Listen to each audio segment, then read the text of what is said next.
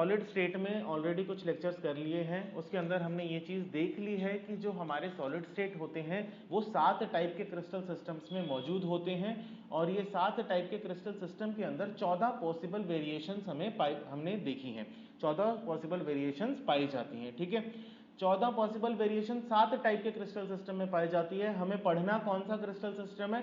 सिर्फ cubic crystal system हमें पढ़ना है। क्यूबिक के अंदर 3 टाइप की वेरिएशंस पाई जाती हैं। पहली होती है प्रिमिटिव, दूसरी होती है बॉडी सेंटर, और तीसरी होती है फेस सेंटर। ठीक है बच्चों, प्रिमिटिव हमने स्टार्ट कर दिया था, बट थोड़ी सी पैकिंग एफिशिएंसी वाला पार्ट रह रहा था, तो एक बार प्रिमिटिव में दोबारा से ले लेता हूं। हम शुरू कर रहे हैं यहां पर अभी प्रिमिटिव क्यूबिक यूनिट सेल। जो प्रिमिटिव है वो वाला पार्ट अब हम शुरू कर रहे हैं। ठीक है बच्चों, अब देखते हैं प्रिमिटिव के अंदर एग्जैक्टली होता क्या है। प्रिमिटिव के अंदर जैसा कि हमने देखा कि यूनिट सेल किस टाइप का है? क्यूब टाइप का यूनिट सेल है, जिसकी सारी एज लेंथ हमारी सेम है और सारे के सारे एंगल्स सेम है। ये देख लिया था कि हमने 7 टाइप के क्रिस्टल सिस्टम किसके ऊपर डिफर करते हैं? उनकी एज लेंथ और उनके एंगल्स के ऊपर।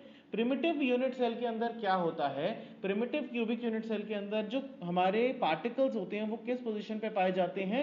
कॉर्नर्स पर पाए जाते हैं। कहां पर पाए जाते हैं बच्चों? कॉर्नर्स पर पाए जाते हैं। जिस रूम में आप बैठे होंगे उस पे आप देखोगे छत पर 4 कॉर्नर दिखाई देंगे जहां पे तीनों एक्सेस मिलती हैं, और फ्लोर पर 4 कॉर्नर्स दिखाई देंगे जहां पर तीनों एक्सेस मिलती हैं। अब यहां पर हमने देखा कि टोटल नंबर ऑफ पार्टिकल्स हमारे कितने हो जाएंगे? 8 हो जाएंगे। 1 2 3 4 5 6 7 and 8। Total number of particles हमारे यहाँ पे कितने हो जाएंगे? 8 हो जाएंगे, जो एक यूनिट सेल के अंदर दिखाई देती है। मतलब लेकिन जो 8 पार्टिकल्स हैं उसका पूरा हिस्सा तो यूनिट सेल के अंदर नहीं होता। हर पार्टिकल का कितना पोर्शन यूनिट सेल के अंदर पाया जाता है? 1/8 पोर्शन उस यूनिट सेल में पाया जाता है। ये चीज हमने पहले देख ली थी। तो हमारे number of particle present in unit cell कितने होंगे? यहाँ पे number of particles present in unit cell, ये चीज हम लास्ट क्लास में कर चुके हैं कि 1/8 कैसे होगा। ये आप अगर कोई भी डाउट है तो रिकॉर्डिंग चेक कर सकते हैं, उसमें आपको मिल जाएगा। ठीक है बच्चों, तो हर पार्टिकल का कितना पोर्शन होता है यूनिट सेल के अंदर? 1/8 पोर्शन यूनिट सेल के अंदर पाया जाता है। और टोटल नंबर ऑफ पार्टिकल कितने होते हैं? 8। तो number of particle present in unit cell कितने हो गए? 1 पार्टिकल। कितने पार्टिकल प्रेजेंट हो गए? 1 पार्टिकल। ठीक है बच्चों, आई होप ये चीज क्लियर हो गई होगी। चलो आगे चलते हैं। इसी यूनिट सेल के अंदर, इसी प्रिमिटिव के अंदर हमने स्टार्ट करनी थी पैकिंग एफिशिएंसी। अब ये पैकिंग एफिशिएंसी किस भला का नाम है? जितने भी बच्चों को लास्ट क्लास के अंदर डाउट था एक बार फिर से सुन लीजिए।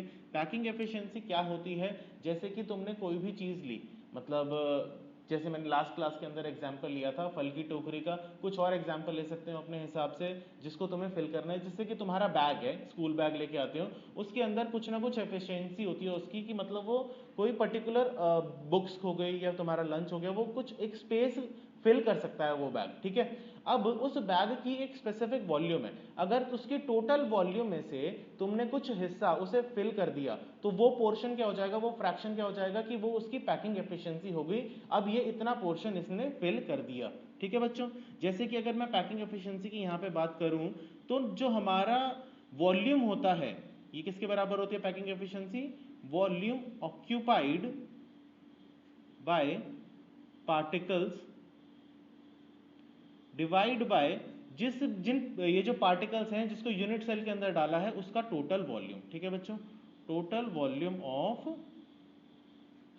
यूनिट सेल इनटू में 100। ये परसेंटेज में अगर हम निकालेंगे तो हम इनटू में 100 करेंगे, और अगर फ्रैक्शन में निकालेंगे जिसको हम पैकिंग फ्रैक्शन भी बोलते हैं तो उसमें 100 को लगाने की कोई जरूरत नहीं है। अब देखते हैं कि हमारा जो वॉल्यूम ऑक्यूपाइड बाय 1 पार्टिकल है वो किसके बराबर है? वॉल्यूम ऑफ 1 पार्टिकल, जो हमारा पार्टिकल है वो किस शेप का है? स्फेरिकल शेप का है। किस शेप का है बच्चों? स्फेरिकल। और स्फेयर का वॉल्यूम कितना होता है? 4/3 पाई आर क्यूब। ये हमारी क्या हो गई? वॉल्यूम हो गई पार्टिकल की। आई गेस यहां तक सबको समझ में आ गया होगा लास्ट क्लास का ही सारा। और हमारा जो यूनिट सेल है वो यूनिट सेल कैसा है? क्यूब है। कैसा यूनिट सेल है हमारा? क्यूब है। और जो क्यूब का वॉल्यूम होता है वो किसके बराबर होता है? उसकी साइड के स्क्वायर के बराबर। अगर मैं इसकी साइड को a अज्यूम कर लूं, क्या अज्यूम कर लूं, a अज्यूम कर लूं, तो वॉल्यूम ऑफ क्यूब किसके बराबर होगा, a क्यूब के बराबर होगा। ठीक है बच्चों, अब यहां पर एक चीज ध्यान रखिएगा, मुझे रिलेशन निकालना है इस जो पार्टिकल है, इस पार्टिकल के रेडियस के बीच में और इस यूनिट सेल की साइड के बीच में क्या रिलेशन होगा। देखिए ये जो मैंने यूनिट सेल बनाया है, इसमें मैं इन दो पार्टिकल्स को कंसीडर करता हूं, एक ये वाला और एक ये वाला।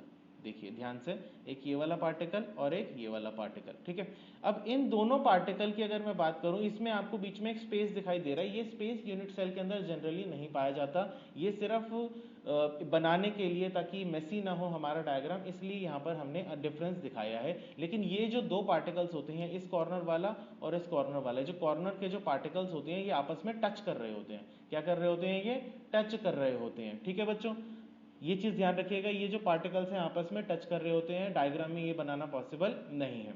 अब ये जो दो पार्टिकल्स आपस में टच कर रहे हैं, इसकी रेडियस प्लस इसकी रेडियस इसकी एज लेंथ के बराबर होगी कि नहीं होगी। अगर ये टच कर रहे होंगे तो इसकी रेडियस और इसकी रेडियस ये क्या होगी, इसके एज लेंथ के बराबर होगी। यानी कि हमारा रिलेशन क्या निकलेगा यहाँ पर, एक इसके बराबर होगा 2r के बराबर पाया जाएगा। आई होप ये सभी को क्लियर हो गया होगा। जल्दी जल्दी से चैट बॉक्स पे लिखिए, यहां तक अगर क्लियर है तो फिर आगे बढ़ेंगे। जल्दी जल्दी से लिखिए, आगे भी चलना है, हमने आज 10 मिनट ऑलरेडी वेस्ट कर दिए हैं क्लास के। जल्दी जल्दी बताइए, क्लियर है, बिल्कुल सही। चलो आगे देखते हैं। अब ये जो a है वो किसके बराबर है, 2r के बराबर है। अगर मैं इसे सब्स्टिट्यूट कर दूं किसी भी ऊपर इस वाले पॉइंट के अंदर, अगर मैं सब्स्टिट्यूट कर दूं तो क्या होगा, सब्स्टिट्यूट, तो हमारा जो वॉल्यूम ऑफ पार्टिकल है वो किसके बराबर आ जाएगा, ऑफ पार्टिकल। तो हमारा r यहां पर किसके बराबर होगा, a/2 के बराबर। ठीक है, तो यहां पर हमारा वॉल्यूम ऑफ पार्टिकल किसके बराबर आ जाएगा, 4/3 पाई a/2 का क्यूब। यही होगा कि नहीं होगा, देखो वॉल्यूम ऑफ पार्टिकल किसके बराबर आ जाएगा, 4/3 पाई a/2 का क्यूब। कोई भी डाउट है तो यहाँ पे देख पोस्ट कीजिए। 4/3 पाई r क्यूब है, r की वैल्यू मैंने a/2 यहाँ पे सब्स्टिट्यूट कर दी, तो हमारा volume of particle 4/3 pi a/2 का क्यूब आ गया। ठीक है, अब ये वॉल्यूम किसके बराबर होगा, 4/3 पाई a³/8। 8 के बराबर होगा, 2 का क्यूब क्या होता है हमारा 8। ठीक है, तो अब इसे कट कर देंगे तो हमारे यहाँ पे क्या आ जाएगा, 2 आ जाएगा। अब यहाँ पर हमारे पास काम किन किन चीजों का होगा, एक तो इसका होगा और एक इसका होगा। ध्यान से देखिएगा, वॉल्यूम ऑफ पार्टिकल को हम यहाँ पे सब्स्टिट्यूट करेंगे और वॉल्यूम ऑफ क्यूब को हम यहाँ पे सब्स्टिट्यूट करेंगे, तो हमारी पैकिंग एफिशिएंसी उससे निकल जाएगी। इस पेज पे कोई डाउट है तो एक बार पोस्ट कीजिए, फिर उसके बाद हम आगे बढ़ेंगे, और अगर नहीं है तो क्लियर लिखिए, क्लियर या यस सर कुछ भी लिखिए। सर आपका कैमरा रोटेट हो गया, बेटा मेरा कैमरा रोटेट नहीं हुआ है, तुम्हारा कैमरा रोटेट हो गया, उसे ढंग से चेक करो। क्लियर है, चलो आगे चलते हैं। अब पैकिंग एफिशिएंसी के अंदर हम इसको सब्स्टिट्यूट करते हैं। पैकिंग एफिशिएंसी हमारी किसके बराबर होगी, ऐसे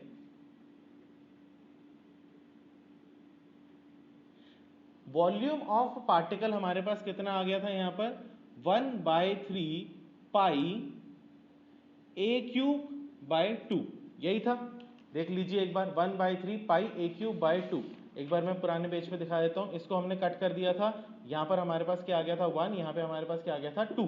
ठीक है, तो 1/3 पाई a³/2 इसके बराबर हमारा वॉल्यूम ऑफ पार्टिकल आ गया था। ठीक है, डिवाइड बाय जो हमारा वॉल्यूम ऑफ क्यूब है वो किसके बराबर है, हमारा a³ के बराबर। किसके बराबर है, हमारा a³ के बराबर। ठीक है बच्चों, तो ये a³ इस a³ से क्या हो जाएगा, कट जाएगा। अब आप देखिएगा यहाँ पर सिर्फ और सिर्फ आपको क्या दिखाई देगा, यहाँ पर आपको सिर्फ और सिर्फ एक कांस्टेंट नंबर्स दिखाई देंगे। 1/3 पाई किसके बराबर होता है, 3.14, 2 है, यहाँ पे 100 है। तो हम सिंपल कैलकुलेटर का यूज करके इसकी पैकिंग एफिशिएंसी को इजीली निकाल सकते हैं। जब आप इसको यूज करेंगे तो आपकी पैकिंग एफिशिएंसी यहाँ पर कितनी आएगी, 52.4%। ये 52.4% क्या डिनोट करता है, एक बार पहले ये कंप्लीट कर लेते हैं। ये 52.4% डिनोट करता है कि हमारा यूनिट सेल अगर 100 मीटर क्यूब का है तो उस 100 मीटर क्यूब में से 52.4 मीटर क्यूब हमारा उसके अंदर पार्टिकल ने स्पेस ऑक्यूपाई कर रखा है, और बचा जो लगभग 48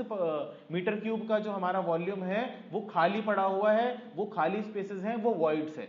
ये चीजें यहां तक पैकिंग एफिशिएंसी तक क्लियर हुई तो जल्दी से थम्स अप दिखाइएगा, फिर हम नेक्स्ट पार्ट पे बढ़ेंगे।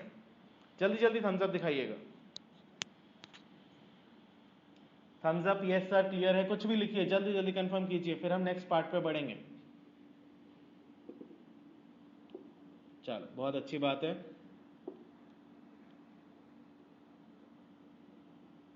क्लियर है, ओके गीता, अंकित, चाह क्लियर है, ठीक है, चल आगे चलते हैं। नेक्स्ट हम पार्ट देखेंगे हमारा प्रिमिटिव हमने देख लिया, नेक्स्ट हम देखते हैं body centred cubic unit cell. Body centred cubic unit cell, मैं पूरा लिखता हूं ताकि बच्चों को दिक्कत ना हो। Unit cell, cubic unit cell और body centred cubic unit cell, यानी कि मैं किस क्रिस्टल सिस्टम की किस वेरिएशन के बारे में बात कर रहा हूं, ये इस लाइन से तुम्हें एक एक चीज समझ में आ जाती है, ठीक है। अब देखते हैं कि बॉडी सेंटर्ड के अंदर क्या होता है। देखिए बच्चों,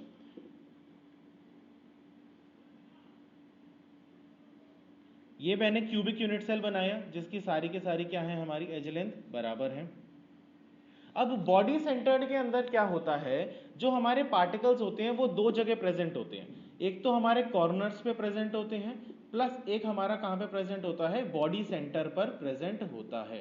दो जगह प्रेजेंट होते हैं, मैंने यहां पे लिख दिया, एक हमारे कॉर्नर्स पे प्रेजेंट होते हैं और एक हमारा बॉडी सेंटर पर प्रेजेंट होता है। ये हमारा कॉर्नर के पार्टिकल है। कॉर्नर पे तो पहले मैं बता चुका हूं सारी की सारी कहानी। 8 पार्टिकल्स हमारे कॉर्नर पर प्रेजेंट होते हैं। फिर भी कोई डाउट हो कि कैसे 8 पार्टिकल हमारे कॉर्नर पर प्रेजेंट होते हैं और कैसे हर पार्टिकल का 1/8 हिस्सा एक यूनिट सेल के अंदर मौजूद होता है, अगर कोई डाउट हो तो रिकॉर्डिंग एक बार जरूर चेक कीजिएगा, ठीक है।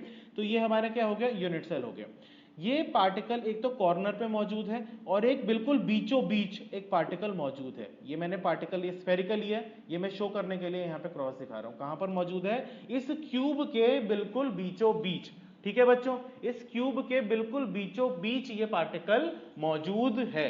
अब एक बात बताइएगा, अगर कोई पार्टिकल क्यूब के बिल्कुल बीचों बीच मौजूद होगा, ध्यान से सुनिए, अगर वो क्यूब के बिल्कुल बीचों बीच मौजूद होगा तो वो पूरा का पूरा पार्टिकल ही उस यूनिट सेल के अंदर होगा। ऐसा तो नहीं हो सकता कि बीच में मौजूद है तो वो किसी दूसरे यूनिट सेल के अंदर एंटर कर जाएगा, नहीं हो सकता ना। तो वो हमारा जो पार्टिकल है वो बिल्कुल क्यूब के बीचों बीच होगा और कंप्लीट पार्टिकल उसके अंदर मौजूद होगा। कोई भी डाउट यहां पे पोस्ट कीजिए। तो हमारे नंबर ऑफ पार्टिकल्स कितने हो जाएंगे, number of particles present in unit cell. सबसे पहले तो 1/8, ध्यान से सुनिए, 1/8 जो 8 पार्टिकल्स कॉर्नर पर मौजूद हैं, ध्यान से देखिएगा, अभी भी कमेंट्स बाद में पोस्ट कीजिएगा, यहां पे ध्यान दीजिए, पहले वीडियो पे ध्यान दीजिए। 1/8 पार्टिकल्स, 1/8 हिस्सा जो पार्टिकल का मौजूद है, ऐसे कितने हमारे पास, 8 मौजूद हैं। ये कैसे हैं, कॉर्नर वाले, जो हमने पिछले वाले पार्ट के अंदर, पिछले वाले यूनिट सेल के अंदर भी हमने देख लिए थे। प्लस एक पार्टिकल हमारा बिल्कुल बॉडी सेंटर पर मौजूद है, तो कितने हो गए यहां पर, पूरा का पूरा 1। तो हमारे यहां पे टोटल नंबर ऑफ पार्टिकल्स कितने आएंगे, 1 + 1, तो यानी कि कितने पार्टिकल्स हो गए हमारे, 2 पार्टिकल्स हो गए। कितने पार्टिकल्स हो गए हमारे, 2 पार्टिकल्स हो गए। हमारे प्रिमिटिव के अंदर एक यूनिट सेल के अंदर सिर्फ एक ही पार्टिकल मौजूद होता है ओवरऑल, अगर हम बात करें तो। वैसे तो 8 होते हैं लेकिन एक ही की बात करेंगे एज अ वॉल्यूम के बेसिस पे अगर हम कंपेयर करें तो कितने मौजूद होते हैं, 1 होते हैं। और वहीं बॉडी सेंटर के अंदर हमारे पास कितने पार्टिकल मौजूद होते हैं, 2 पार्टिकल मौजूद होते हैं। क्लियर है, जल्दी जल्दी थम्स अप दीजिएगा, फिर उसके बाद इसकी पैकिंग एफिशिएंसी भी देखेंगे, जल्दी जल्दी। बॉडी सेंटर के अंदर 2 पार्टिकल होते हैं, एक पार्टिकल हमारा कॉर्नर्स पे मौजूद होता है, दूसरा पार्टिकल हमारा बॉडी सेंटर पे बिल्कुल बीचों बीच मौजूद होता है। चलो, बहुत अच्छी बात है, अब आगे चलते हैं, ठीक है। नेक्स्ट, ये हमारे 2 पार्टिकल्स हो गए। अब इसकी पैकिंग एफिशिएंसी के बारे में बात करते हैं। पैकिंग एफिशिएंसी में 2 चीजों का ध्यान रखना है, volume occupied by the particles और total volume of the unit cell. तो देख लेते हैं हमारा volume occupied by the particles कितना होगा, volume occupied by the particles. देखिए एक पार्टिकल स्फेयर की शेप में है तो उसका वॉल्यूम कितना होगा 4/3 पाई आर क्यूब। क्या होगा 4/3 पाई आर क्यूब। और ऐसे हमारे पास कितने पार्टिकल्स मौजूद हैं 2 पार्टिकल्स मौजूद है तो मैं क्या करूंगा इसे 2 से मल्टीप्लाई कर दूंगा। समझ में आया। तो टोटल वॉल्यूम ऑक्यूपाइड कितना होगा बाय द पार्टिकल्स 2 इंटू में 4/3 पाई आर क्यूब। एक पार्टिकल का वॉल्यूम 4/3 पाई आर क्यूब और ऐसे हमारे पास 2 पार्टिकल है तो मैंने उसे 2 से मल्टीप्लाई कर दिया। ठीक है बच्चों चलिए। और टोटल वॉल्यूम तो आप सभी जानते हो कि हमारा टोटल वॉल्यूम कितना होगा यहाँ पे क्यू यूनिट सेल का टोटल वॉल्यूम ऑफ, जल्दी जल्दी लिखिए, total volume of unit cell ये होगा हमारा ए क्यूब के बराबर। अगर इसकी एज लेंथ हमारी ए है, कोई भी अगर यहाँ पे मान लो एज लेंथ ए है तो हमारा वॉल्यूम ऑफ यूनिट सेल क्या होगा ए क्यूब। बहुत बढ़िया चंदन भारती। चलिए अब आगे देखते हैं। 2 इंटू में 4/3 पाई आर क्यूब हमारा क्या हो गया वॉल्यूम ऑक्यूपाइड। अब रिलेशन निकालना है हमें रेडियस के बीच में और इसकी एज लेंथ के बीच में। देखिए बच्चों कई बच्चों को डाउट होता है कि अगर हमारे कॉर्नर्स वाले पार्टिकल टच कर रहे हैं पिछले यूनिट सेल के अंदर तो हम वही रिलेशन को यहां पे भी तो यूज कर सकते हैं। देखिए ऐसा बिल्कुल नहीं होता। पिछला यूनिट सेल अगर हमारी प्रिमिटिव टाइप की वेरिएशन पकड़ रहा है कोई भी सॉलिड सब्सटेंस तो हमारी उसके अंदर जो पार्टिकल्स कॉर्नर वाले होंगे तो वो टच करेंगे। लेकिन अगर बॉडी सेंटर वाली वेरिएशन पकड़ रहा है तो कॉर्नर वाले पार्टिकल टच नहीं करते। एक बात बताइए अगर किसी क्यूब के आपके कमरे के बीचों बीच, कमरे को इमेजिन कीजिए, कमरे के बीचों बीच एक बहुत बड़ी बॉल रख दी जाए और आपको बोला जाए कि जो कॉर्नर के पार्टिकल्स है कॉर्नर पे जो बॉल्स लगी हुई है वो आपस में टच कराओ, करा सकते हो? नहीं होता पॉसिबल, बिल्कुल भी नहीं होता। वो डिस्टेंस क्रिएट कर लेते हैं, वो बॉल्स आपस में कभी भी टच नहीं करती। ठीक है बच्चों। तो यहाँ पे जो रिलेशन लगता है वो हमारे पुराने रिलेशन से थोड़ा सा अलग होता है एज लेंथ का और रेडियस का। चलिए अब यहाँ पे देखते हैं कि रिलेशन कैसे निकालेंगे। थोड़ा सा टाइम देना पड़ेगा। एक बार इसका रिलेशन समझ में आ गया तो फेस सेंटर का तो बहुत आराम से समझ में आ जाएगा। देखिए रिलेशन कैसे निकलेगा। ये है हमारे पास स्क्वायर, क्यूब नहीं है, मैं सिर्फ एक ऊपर वाला हिस्सा लेके चल रहा हूं। ये हमारे पास क्या है स्क्वायर है। क्या है ये हमारे पास देखिए बच्चों स्क्वायर दिखाई दे रहा है। इस स्क्वायर की इस डायगोनल को मैंने पकड़ लिया। क्या पकड़ लिया मैंने? इस डायगोनल को मैंने पकड़ लिया। अब ये एज लेंथ हमारी किसके बराबर है? ए के बराबर। ठीक है। अब ये एज लेंथ भी हमारी किसके बराबर है? ए के बराबर होगी ये वाली। ठीक है। ये वाली भी हमारी किसके बराबर होगी? ए के बराबर होगी। लिख देता हूं। तो एक बात बताइए अगर ये एज लेंथ ए के बराबर है, ये एज लेंथ ए के बराबर है, एंगल 90 डिग्री है तो मैं यहाँ पे पाइथागोरस थ्योरम लगा सकता हूं? यस और नो? ये एज लेंथ हमारी ए है, ये एज लेंथ हमारी ए है।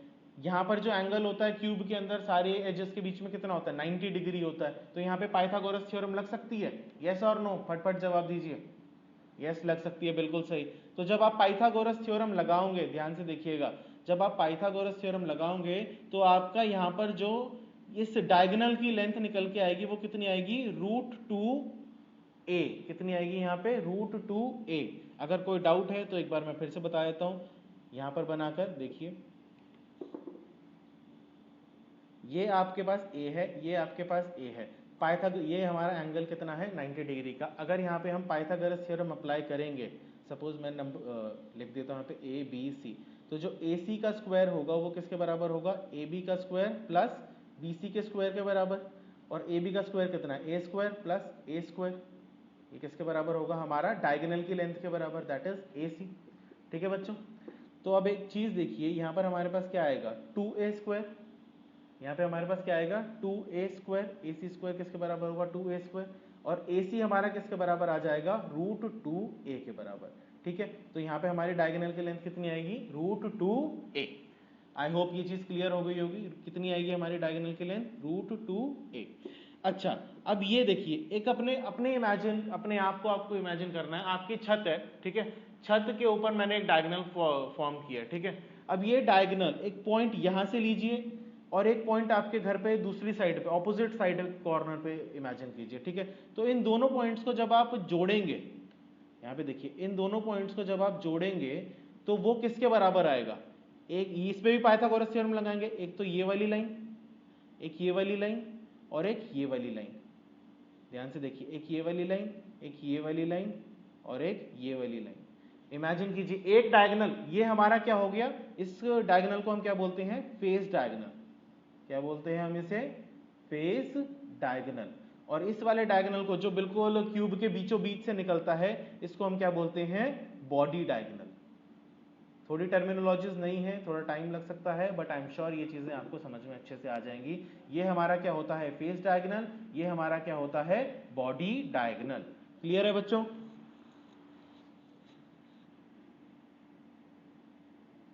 जल्दी जल्दी कमेंट कीजिए, क्लियर है तो। यस सर, ठीक है।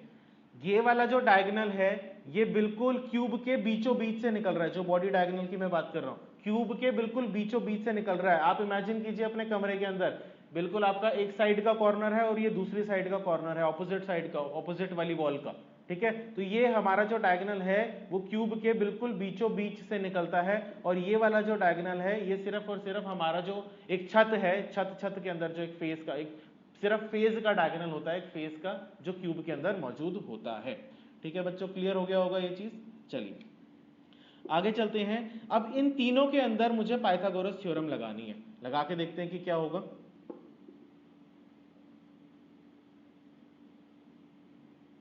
ये तीनों क्या होंगे, इसके बीच में एंगल 90 डिग्री का होगा। एक हमारे पास क्या है, √2a, एक हमारे पास क्या है, √2a, एक एज हमारे पास क्या है, a। ध्यान से देखिएगा, एक है हमारे पास √2a और एक हमारे पास क्या है, a। इनके बीच में है 90 डिग्री का एंगल। सिमिलर पैटर्न के अंदर हम देखेंगे ABC, तो जो AC का स्क्वायर होगा वो किसके बराबर होगा, AB का स्क्वायर प्लस BC के स्क्वायर के बराबर।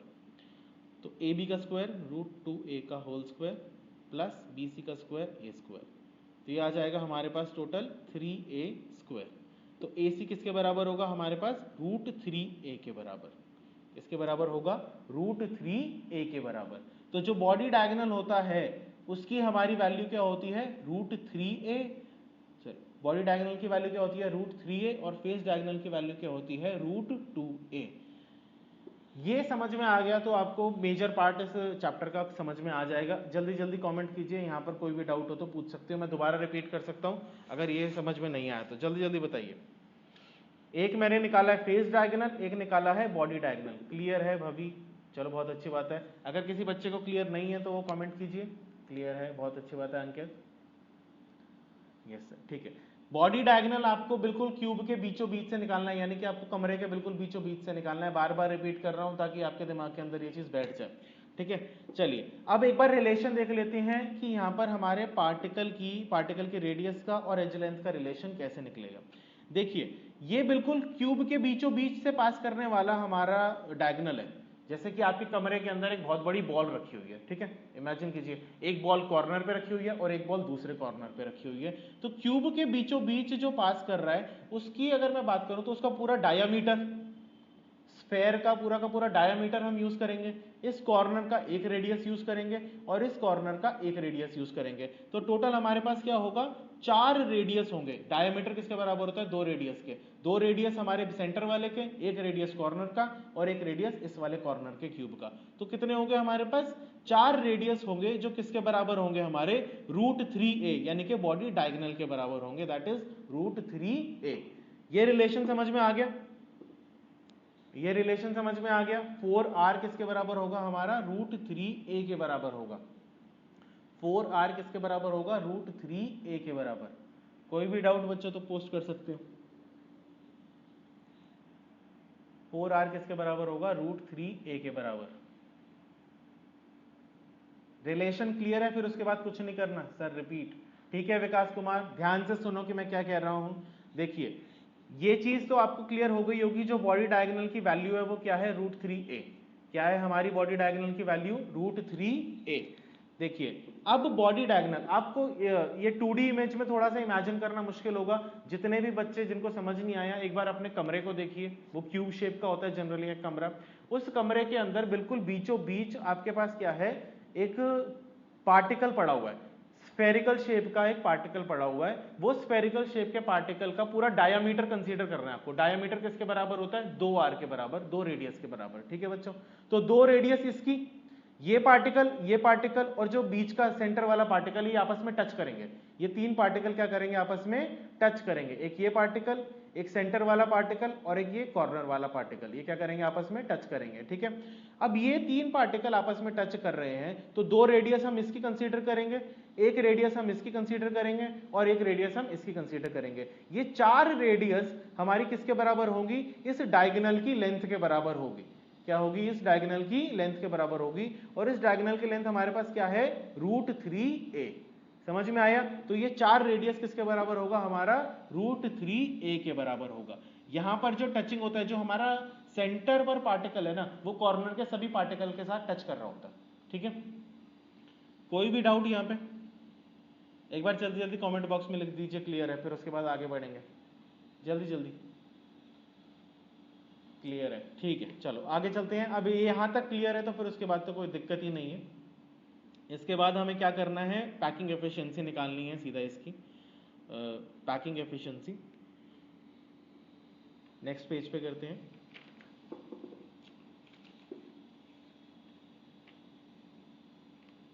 चलिए बच्चों, पैकिंग एफिशिएंसी हम निकालेंगे।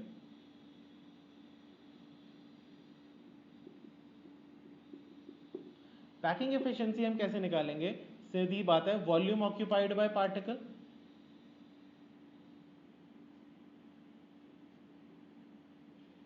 particles divide by total volume। Volume occupied bye particle क्या है, 2 इंटू में 4/3 पाई आर क्यूब। टोटल वॉल्यूम है हमारे पास a क्यूब। ये हम पिछली यूनिट सेल के अंदर अच्छे से समझ चुके हैं। यहाँ पे ट्यू क्यों लगाया ये भी हम समझ चुके हैं। अब रेडियस हमारा किसके बराबर है, यहाँ पे 4r किसके बराबर है, √3a के बराबर। तो हम इसको इस तरीके से लिख सकते हैं, r किसके बराबर होगा, √3/4a के बराबर। किसके बराबर होगा यहाँ पे r, √3/4a के बराबर। 2 इंटू में 4/3 पाई √3/4a का होल क्यूब। तो मैंने यहाँ पे क्या कर दिया, सब्स्टिट्यूट कर दिया r की वैल्यू को ऊपर से उठा के सीधा यहाँ पे। ठीक है बच्चों, सिर्फ मैथमेटिक्स है, अब तो मैं इसके अंदर कुछ खास कर नहीं रहा हूँ। यहाँ पे क्या है, हमारी प्योर मैथमेटिक्स है।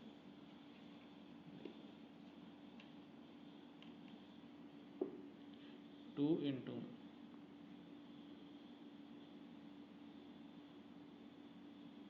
देखिए अभी तक कोई भी डाउट, 2 इंटू में 4/3 पाई √3 का क्यूब लगाया 3√3 और 4 का क्यूब लगाया हमारा 64, a cube divide by a cube. तो ये a क्यूब हमारा क्या होगा, कट जाएगा। और उसके बाद यहाँ पे आपको 100 से मल्टीप्लाई करना है, सॉरी मैं भूल गया। एफिशिएंसी के लिए अगर फ्रैक्शन पूछा जाए तो 100 से मल्टीप्लाई करने की जरूरत नहीं है। ठीक है, तो आपको 100 से मल्टीप्लाई करना है। यहाँ पर आप देखिए सब कुछ क्या है, कांस्टेंट वैल्यूज है। 2 एक कांस्टेंट वैल्यू है, 4, 3 पाई 3√3 64 100। जब आप इसको कैलकुलेटर पे करेंगे तो आपकी पैकिंग एफिशिएंसी यहाँ पे कितने निकल के आती है, 68%। ठीक है बच्चों, यहाँ पे पैकिंग एफिशिएंसी कितने निकल के आती है, 68%। बहुत अच्छी बात है गायत्री, अंकित कुमार, आप तुम्हें पता है। आई होप बाकी बच्चों को भी ये चीज समझ में आ गई होगी। तो यहाँ पे हमने बॉडी सेंटर की पैकिंग एफिशिएंसी देख ली। अब नेक्स्ट तो हम हमारे लिए करना थोड़ा मुश्किल होगा क्योंकि टाइम अभी बचा नहीं है, क्लास का टाइम खत्म होने वाला है। तो क्लास को हम यहीं पे खत्म करते हैं। आप सभी बच्चों के लिए टास्क ये है कि आप कोशिश कीजिएगा कि फेस सेंटर के लिए पैकिंग एफिशिएंसी निकालिएगा। नेक्स्ट क्लास में मैं कराऊंगा। फेस सेंटर के अंदर एक चीज का ध्यान रखिएगा,